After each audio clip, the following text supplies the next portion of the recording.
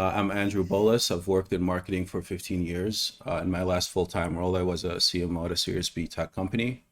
Currently, I'm a business growth consultant.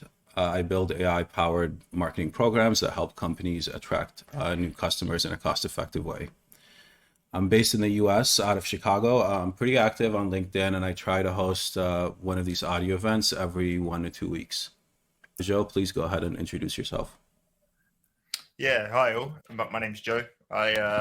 You'll find me as Joseph Rudd on LinkedIn and spread around the internet and stuff. I spent the last 5 years in marketing, working for a number of different companies in-house, building social media channels and working on content strategy and things like that for companies ranging from 6 to 9 figures in ARR. And then in my last previous role, I spent the best part of a year helping the founders grow their personal brands across podcasts and LinkedIn.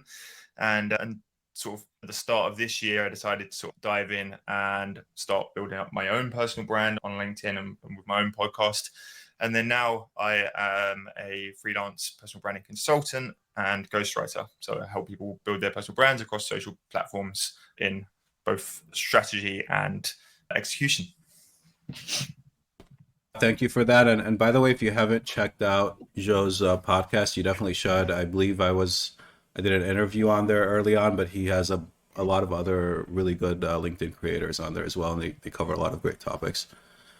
Okay, so with that, we'll dive into the topic. So Joe, when did you start posting on LinkedIn? What motivated you to get started? What did it look like when you started at the time? What was maybe how many connections or followers did you have back then? Yeah, sure. So I started at the back end of last year. I think it was December that I got involved. And as I briefly mentioned a second ago, I was helping two founders launch their personal brand for the company that I was working with. At the time, I was responsible for the brand's content strategy and choosing the channels and where we allocated our attention and stuff like that. And we read a book by a guy called Dave Gerhardt, who, if you're not familiar with Dave, you should definitely go check him out on LinkedIn. He's got a huge following. He puts out some incredible advice in the B2B space. And Dave's book was all about building founder brands on LinkedIn, on Twitter, and through podcasting. We decided that was a good channel to go down. And I wanted to use my own profile and my own presence to go first and learn as much about the platform as I could through sort of trial and error. That way we could make fewer mistakes on the accounts of the guys that I was working for. So at the time I had, I think, 170 connections, most of which were former tutors from university and friends of friends, that kind of thing, and nobody that was really interested in marketing. So 170 connections, but no what I would call real connections in terms of people that were interested in the marketing space. And so that kind of gave me the flexibility to start posting freely without the apprehension that a lot of people face and the concerns that people might see it or that people might doubt it. Because the first thing was that I was posting to learn for the advantage of the company that I was working for. But the second thing was that I was really in sort of a trial and error stage where everything I was doing in my head was an experiment. And so every type of piece of content I was putting out was just really about learning for the first sort of 6 to 8 weeks, I'd say. Nice. And that's really interesting because I started around that same time as well. I started early December of last year. At that time, I lost my full-time job due to layoffs. And I realized it was going to be a tough job market and I wanted to stand out. And I think my goal of starting to post was either it would help me get another job at some point or it might help me get consulting clients and things like that. And similar to you as well. So I had about 1,000 connections when I started, but all of them were former coworkers from office jobs and 9 to 5 jobs. So they weren't really that active on LinkedIn. So I remember when I would first post, like even a lot of the engagement I got early on was from new connections I was making and things like that. But it's similar to you too. And I like that you touched on that point. Like I had no concerns about what coworkers would think or what my employer would think because I didn't have a job. If anything, I think it gave me a lot of courage to try different things and stuff like that early on. And my mentality back then too was that, hey, if I go too far with a post, I'll just delete it or something because my account was really small, so it didn't really matter. Yeah. Yeah, so no, I do think that's actually a cool thing because I know there's other people who are not necessarily in that same position when they start. So Joe, with that, let's talk about that first stage. How do you, when you're starting out, how do you go from a few followers to try to get like to 2K followers? Yeah, the 2K thing is that's a big jump, right? When you're first starting out. And I think this applies to pretty much anybody because you could come on with 1,000 followers like you did yourself, or you could come on with industry connections who have got no interest in what you're saying. But I think it's the principle of getting to 2,000 engaged followers who are interested in what you're saying. Like that's going to be the same at whatever starting point you're at. And so for me, it was really about I'm putting out content on a regular basis. I think I was posting around about 3, 4 times a week for the first couple of months. And for me, it was really about building connections with people who were ahead of me. And everything came back to how can I get somebody, the people that I'm looking up to, the people that at the time had 2, 3, 4, 5,000 followers who I thought were absolutely killing it and producing incredible content. How do I get them to start engaging with me? How do I build relationships with them? And how do I learn from them? And so for me, it was very much about reaching out over personalized connection requests and then DM and then literally just building like relationships with those people with zero agenda, with zero like hidden mentality. And it was literally just a case of reaching out to people and saying, hi, like, I really like what you're doing. I'm a big fan of your work. How long you been doing this? And just getting to know people on a human level. And that's, I would say, where I started getting engagement from. So that way, like the post that I was putting out, I was speaking to people. Naid or Alan, I don't know if you know her, but she's one of the first people that supported me. She'd been, she was a little bit ahead of me, but like lots of people that was a few thousand followers ahead of me, and they were giving me advice, they were giving me feedback, and yeah, just building relationships with those people. And then alongside that, I remember one of the things that I would do in the very early stages was I would compile a list of like my favorite content creators, and I would go back through their work. And Jess Cook, in the content marketer, a prime example of this is I would go back through their work and I would summarize 5 of their favorite posts and I would give them a shout out. So again, the first bit for me was really about building meaningful connections, but then also trying to give back to those people. So once I'd got to a few hundred followers, I could summarize the best work of those people that had helped me and give them a shout out and try and push some of my new followers towards them, and really just about giving back and trying to maintain those relationships. Yeah, I love that advice. You've shared so much gold in there, and some of those things too, like work for me as well. So let me just recap some of those things. So I think, Joe, you're definitely right. It's not necessarily about the number of followers. It's more about, I would say, like engaged followers, like people who, or connections, like people you connect with who might engage with your posts. They're interested in your posts, and maybe too, there's crossover in your audiences. So definitely, I think quality matters. Your how you're doing outreach too, where you find someone's post that you really like, and maybe they're in a similar industry or targeting a similar audience, and you comment. Then you, like, I like to send the connection request. Hey, really love your posts after having commented on a few of them. And that question too, how long have you been posting on LinkedIn? That's a great one because it's a very kind of casual one. And if they're also a LinkedIn creator, they like to talk about that, and it makes it clear that you're not connecting to sell them anything or not going to like necessarily even ask them anything right away. So I love that. And then I think your last point too. So I'm a big fan of, like, when you're starting out, I it took me a while to actually figure this out, but one of the best things you could do is actually summarize posts by some of your other favorite creators and shout them out, or even do these weekly or monthly lists. Say, here's my 10 favorite posts this week, or 5 favorite creators this week that I connected with, or that covered this topic. And that's a really smart way to strengthen those relationship with those creators, and then they'll comment and engage with your post as well, which helps their followers find out about you. Yeah, absolutely that. And just like you said there, like it comes back to strengthening those relationships in the early days. And if you can find people in the right industry in your space, that then having fewer connections, especially in the early days, having fewer connections with people that are strong connections, that's going to really help propel you in the long term. Yeah, because those connections are just worth a lot more than I think just having a bunch of casual connections, and definitely worth more than having connections of people that you just don't really engage with or don't know you that well. Yeah, so I love that. I think early on too, you have the advantage of time, so you can do things like coffee chats. You can really get to know other creators well. Okay, so let's Yeah. then sort of transition to the next stage. Let's say you get to 2K followers now and you're trying to get to 5K followers, and that's the next step. What are your thoughts there? What are some recommendations there? Yeah, so I think the game kind of changes a lot, especially in that sort of lower bracket.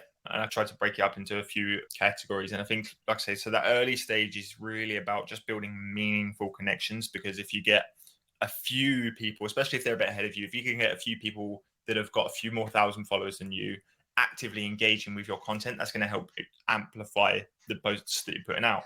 But then once you get to that sort of that 2000 ish stage around that area, then you really need to start looking at the content that you're putting out a bit more. Having good connections and a good network around you, it will help, but you're only going to go so far if the quality of the content itself isn't strong. So the first thing that I would say to start going beyond that sort of 2000 mark is you really need to reanalyze the content that you're putting out and ask yourself, is this consistent in theme? Is this consistent in tone? Is it clear to people what they get out of following me, and what messages that I am about? If I go and follow somebody who I don't know, if I go check them out, I don't want to follow them because one post they put out was about AI and I thought they had some really interesting top things to talk about in AI. And then the next day they're talking about crypto. And then the next day they're talking about, I don't know, copywriting, because I followed them because I thought they were interesting and that they had good things to say on AI. I wasn't following them for a spattering of ideas. So I'd say the first thing to redress that is to really focus on the content and making sure that you've got consistent messaging. At that 2000 sort of ish mark is where you really need to be doubling down on that and thinking about who you want to be speaking to and what you're speaking about. And then the second thing that I would add to that is that sort of 2000, 3000 people mark, you really want to stop to think about collaborations. And I would say, collaborating with other creators probably starts a little bit later than that, but it's good to get into the habit of building relationships to a point where you're comfortable to ask people, let's work on a carousel together, let's work on a newsletter together, like whatever it might be, because ultimately swapping and sharing audiences with people is going to be one of the biggest drivers. Yeah, I love those recommendations, and there's so much gold in there. I do think, yeah, once you get to that 2K follower mark, I think a lot of it too is you're trying to find your voice, what resonates, and what you want to be known for. So, as you mentioned, it is important to try to narrow down on topics or see themes that you consistently cover. It is also a good opportunity for you to try out different formats, whether it's stories, videos, events, because again, you're trying to figure out like what resonates with your connections and specifically for the topic that you're covering, like what's the best format. So Absolutely. yeah, and then I love your recommendation too about collaborations, and I'll touch on that more later, but I think that is a key piece to growing on LinkedIn because it creates a network effect. Yeah, absolutely. But what about yourself? What did you find were the sort of the biggest drivers between that sort of 2 to 5,000 stage? So for me, like my first, I think, super popular post that did extremely well for me that I was even surprised was a story-based post about me losing my job due to layoffs. And it wasn't, by the way, the first time I've shared that story. It's just that, so I first wrote that post in December when I got laid off, but it was just more of an announcement post. Hey, I lost my job due to layoffs. I'm looking for these opportunities next. So it didn't really do that well. And then I think in March, I created a post where I wrote it like a story, like the CEO telling me that I'm losing my job, me feeling all the kind of the negative emotions that go along with that, me feeling that it's very unfair. And then there was a call to action at the end of that post is, hey, I'd appreciate you engaging with us. And if you have opportunities that align with what I'm looking for, to let me know. And that post ended up, I think viral is subjective, but it ended up, I think, getting over, I think 1,000 to like, I actually, all in all, ended up being like 3,000 engagements. Again, that was over a week and it did extremely well. And that's actually the post to this day that got me the most opportunities as far as potential jobs, potential consulting clients, and things like that. Yeah. So in many ways too, so for me it was just telling my story in a very kind of honest and vulnerable way that seemed to be a hit. So with that, let's shift into kind of the next stage. Like you're now around 5K followers or whatever equivalent it is with how many meaningful connections you have, and you're trying to get to 10K followers. What are you thinking about there, and what should you be doing? Yeah, so it's a bit of a funny one for me, right? Because I'm still in the early stages of trying to go beyond 5K, if you like. And the first thing that I would say is that I would preface this with that follower growth has it's dropped in terms of priorities for me. So in the early days, I understood that I needed a bigger audience, I needed meaningful connections, I needed more eyes on my content. And whilst that's still very important, I think that's a huge goal. Like it's now a lesser priority for me, and today's focus is more about driving results for my business and diverting traffic towards the podcast. But with that said, the next stage for me is really about one, doubling down that messaging, like I was talking about a second ago, and making sure that that consistency is there. And then two, I'm doing it right now, and it's about doubling down on those collaborations. And there are a ton of ways you can do them. And for me, the podcast is one of my biggest collaboration tools, if you like, because each week I host a guest who tends to have a much bigger following than myself from LinkedIn. And when I publish the podcast, both they and I tend to put out posts, and we tag each other and stuff like that. And so I'm doing collaborations on a weekly basis now, and then doubling down on the content focus and making sure that I'm consistent in what I'm talking about. There is still a lot of experimentation in the stuff that I do, and I still use my own profile as a way to experiment with ideas before putting them to market, if you like, on client accounts. But there is a lot more structure to my content now. And I guess just to wrap that up as well, because I've mentioned narrowing things down and making sure that you're consistent in tone and content a couple of times now. And I really want to make sure that the people listening get something tangible and valuable out of this. I really don't want this to be just like a surface level conversation. And so for anybody listening, if you're thinking about really trying to dial in your content, one thing that worked for me over the past couple of months is I built out a Notion page, like a really simple spreadsheet, and you can do it on anything you like. And I really narrowed down just two columns next to each post that I was writing. And the first column would be, who is this for? And in that aspect, I have my ICP, and then so the people that I'm trying to sell my services to, and then I also have the broader area of people who I'm trying to speak to, which is content creators. So I have kind of these two audiences that I'm trying to speak to. One directly in my ICP. The second is content creators, because content creators listen to the podcast most.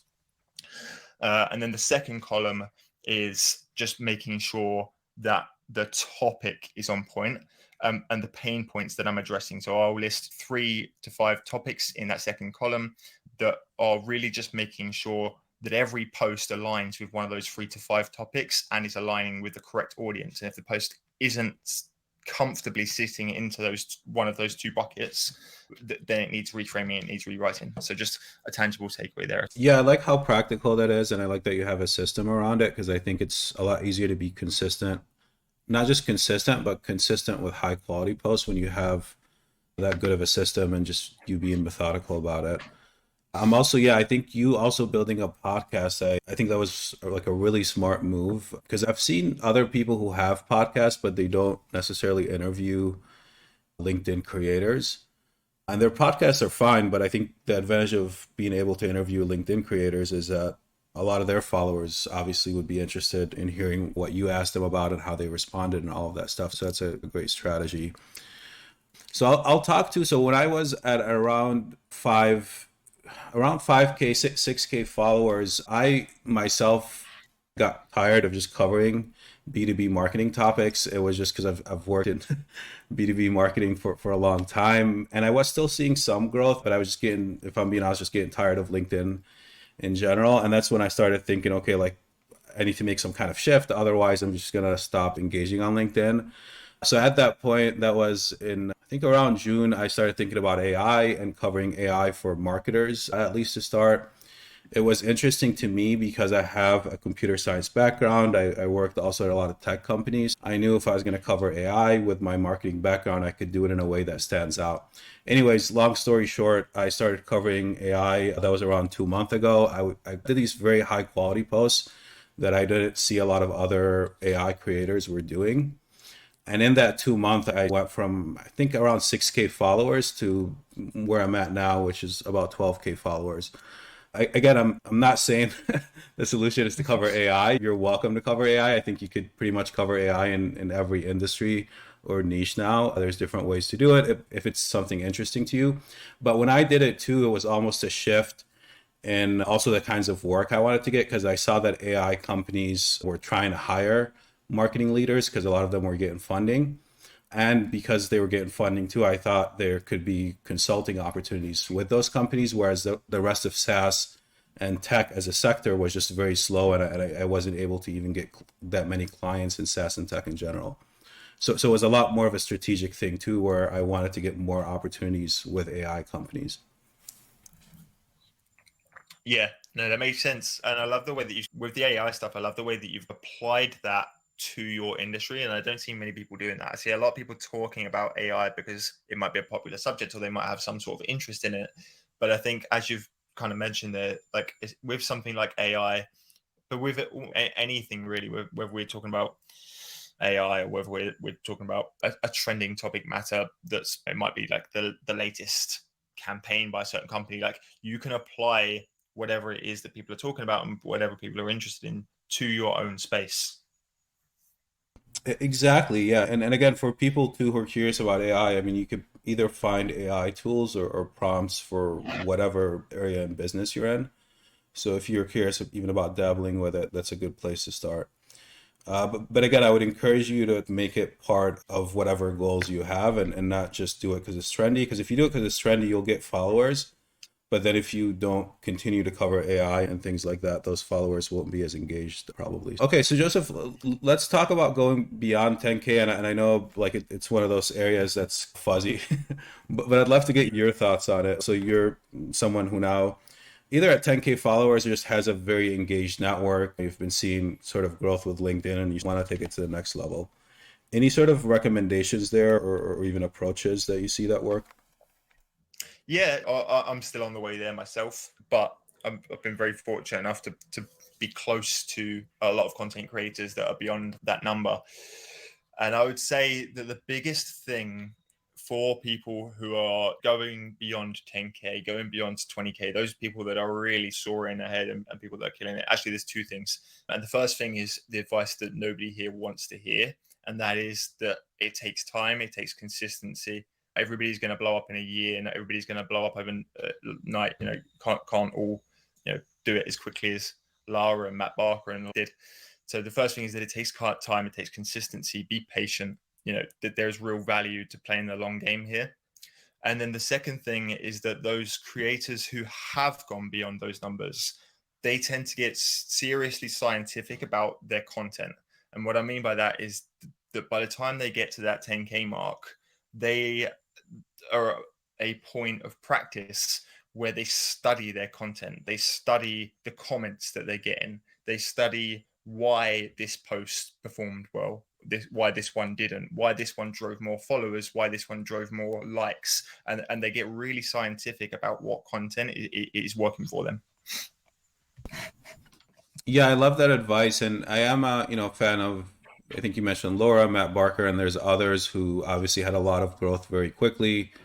I think they deserve that growth. Their post quality and the way they cover their topics, and even their personality and the personality they inject in their topics and their posts definitely stands out. So nothing against them and what they're doing, but I also would remind people that they are in a lot of ways exceptions. So when you try to think of how many people grew that quickly on LinkedIn, I don't imagine it's more than, I don't know, like 20, 30 people max in an entire year. So while I'm not saying you shouldn't aim for that growth, definitely do not let slow growth discourage you as well. And then a couple things that I'll share that I've seen work for me is, so I also transitioned from trying to post 5 times per week to just doing these very high quality posts. So I've had success, like even if I do one carousel or two carousels per week, and those are my posts for the week, but they're very high quality and they took me a lot of time, research, and effort to create. I've seen those go a lot further than 5 low quality posts. So I'd recommend two people experiment with that. Yeah.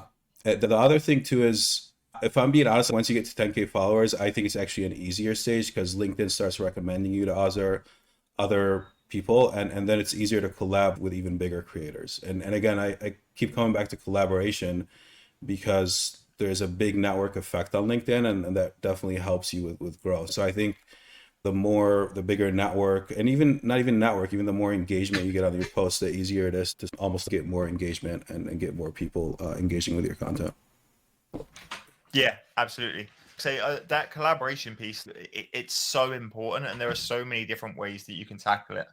I just sort of want to jump in there and give people a few ideas for things that have worked for me in the past. So I mentioned a minute ago, I have a podcast. For anybody, by the way, listening, a podcast is a very difficult channel to grow, almost entirely useless if you want to grow a following in the next couple of years. Then a podcast is not the place to do that. But what podcast is great for is, one, building depth with your existing audience, but two, it's great for repurposing content. And if you're going to bring on guests, it's great for getting several posts with the same person in a short amount of time. So podcasting would be one way to do it. The other thing that worked well for me in the early stages was those people that I had reached out to and built some familiarity with over DMs and stuff like that, would just be to reach out to them. And this works best with people who have a similar follow account to yourself, and just say, look, do you want to do a joint carousel?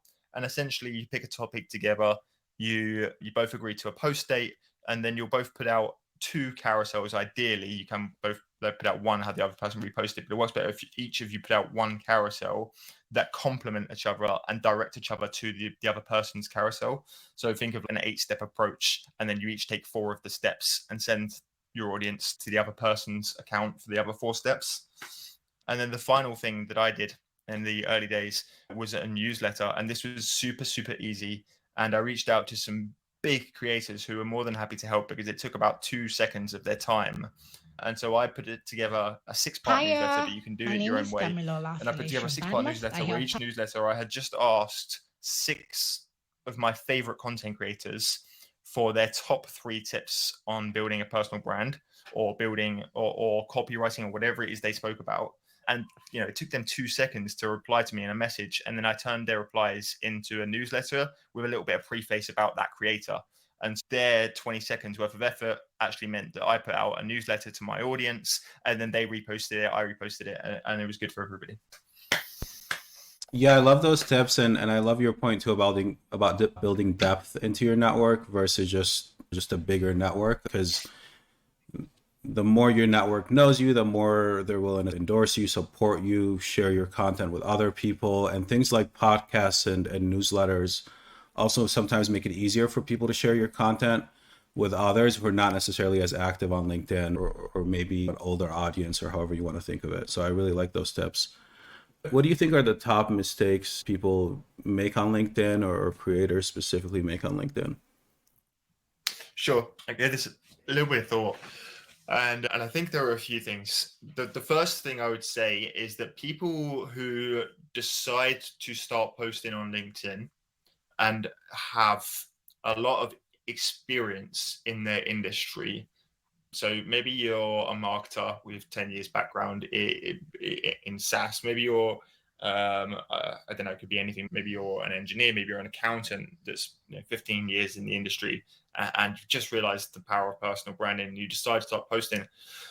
The big thing that I see with those people is that they start putting out content that is way too deep, and they've got so much experience and so much knowledge to share, but they don't get any traction to a point where you've got marketers with 2 years experience killing it on LinkedIn and marketers with 15 years experience that are struggling on LinkedIn, because you need to take a step back and pick up the nuances of the platform. To be honest, the platform is really built for what works well here is surface level, higher end level advice and tips that might be applicable to somebody at the beginning of their journey and just learning about what you do.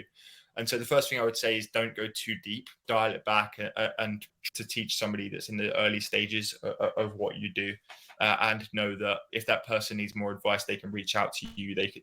You've got the capability to add depth there.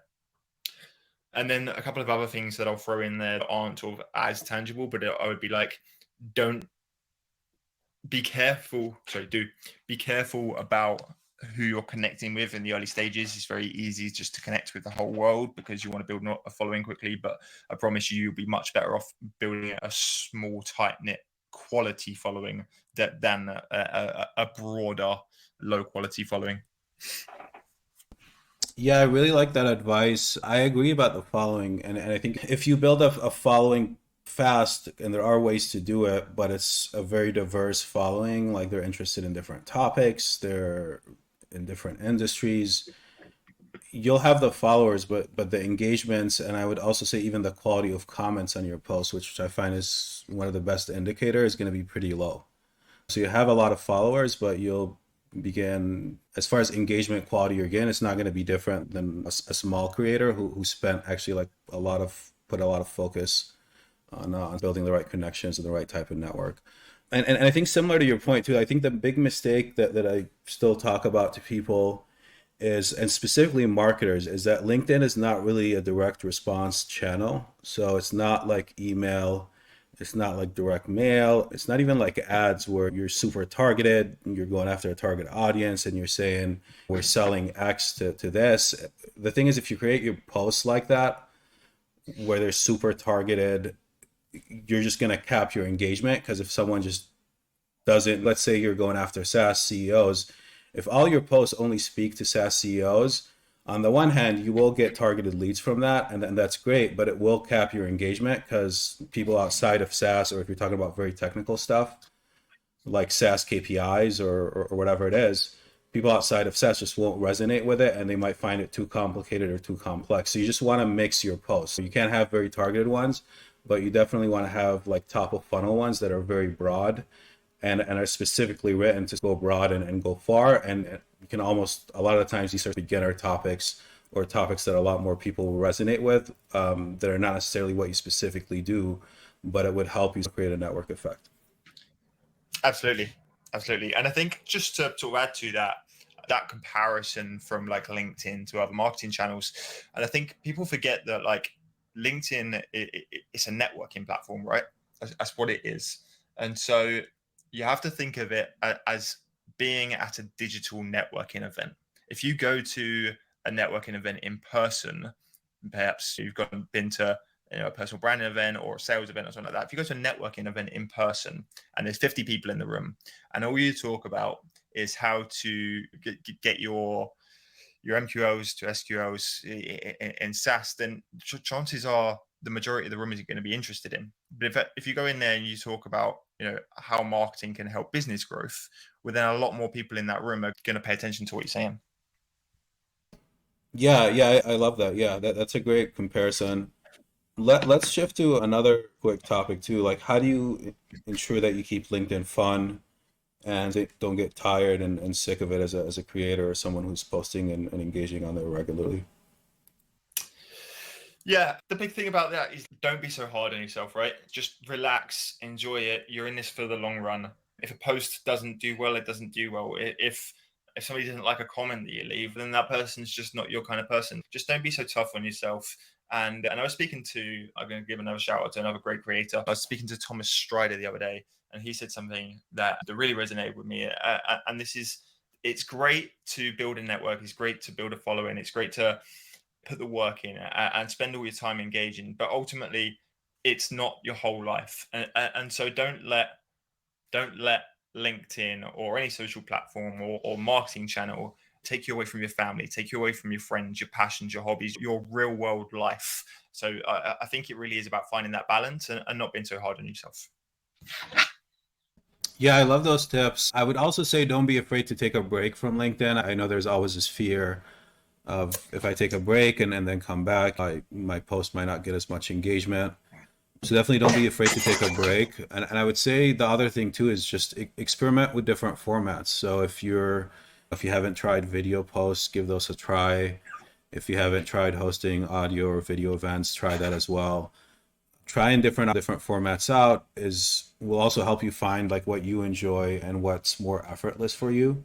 In some Yeah. ways, I find hosting these audio events is actually easier for me than writing posts or creating carousels at time, even though they take some preparation, promotion of the event, aligning schedules with the speakers and everything, but I still enjoy them in that sense, which is why I've been doing them consistently now.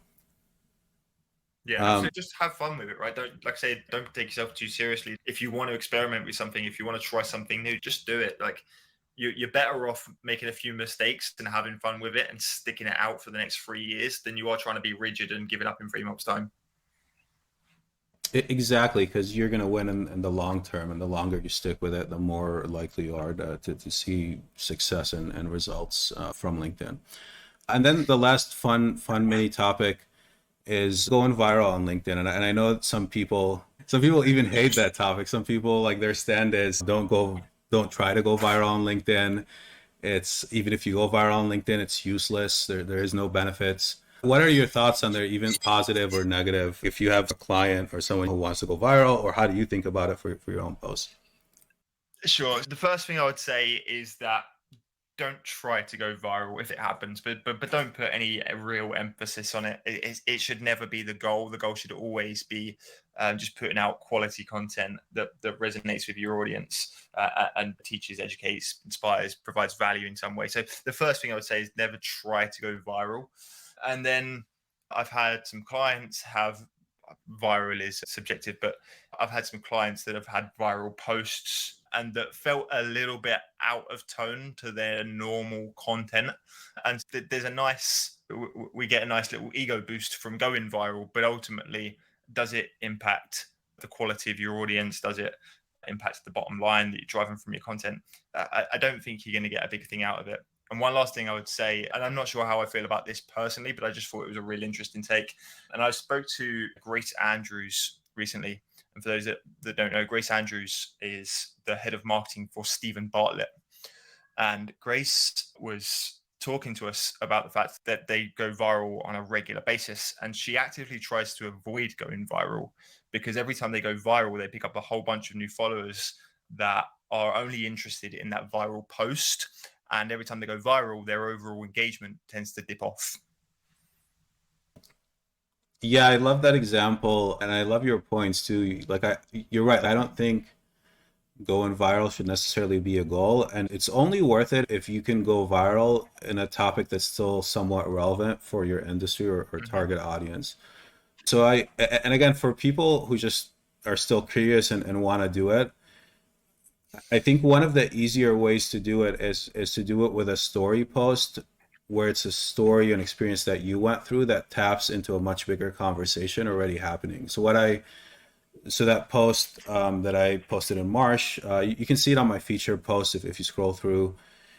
It was me about again losing my job. It was written as a story, and it was written as an emotionally moving story. And in the story too, I mentioned that it felt unfair because I delivered these impressive results to the business while I was employed there. So it wasn't just that one is I didn't expect it to go viral or whatever, but even when it became very popular, it was a success for me because it got me opportunities because people saw the results and I had those in the post. Whereas if it's just a story that was moving and goes viral but has nothing to do with your expertise, what you actually offer, or who you're trying to work with, yeah, you'll get like an ego boost, you'll get a bunch of engagement, but it won't really translate into results for you. So I think that's the challenge of it is figuring out, how to make something that could be popular, but it's also relevant to your target audience and your goals from LinkedIn.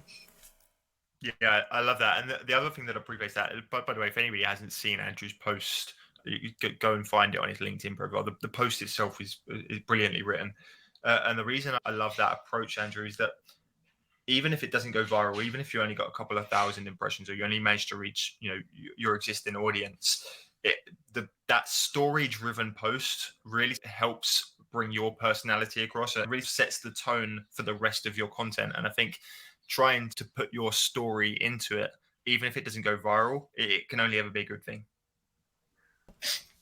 Yeah, I love that. I love that point. And yeah, and again, to be transparent, when I wrote that post, I did look at other posts that were people also getting laid off where their posts did pretty well. So I spent a month before where I wasn't working on it every day or anything, but I was definitely thinking about it and trying to capitalize on other posts that I've seen do well, but I try to obviously do it in my own way. I expect it to maybe get double or triple the engagement that I typically get. It ended up getting about 10 or 15 times that. So again, it was even a surprise to me myself. So it wasn't necessarily like a goal to go viral or anything. Okay, so I think Joe, do you? I guess just for someone just getting started for LinkedIn, and because I know the question is usually like, how do I use LinkedIn to get a job or get clients? But if you're just getting started with LinkedIn, I just want to understand the basics. Is there a resource Yeah. that you like, or even do you suggest they follow certain creators, or even yourself, or what do you suggest they do to even just understand the basics of it and become familiar with it? Yeah, there's not going to be anybody outstanding or to most of the people here. I would go give Lara and Jasmine a follow in terms of content creation, but then really I would just pick some people in your industry who you think have done a good job of positioning themselves and setting up their profiles. And I would just study 5 to 10 profiles, see what they're doing, pick the bits that you like, and then try and emulate that, but with your own experience.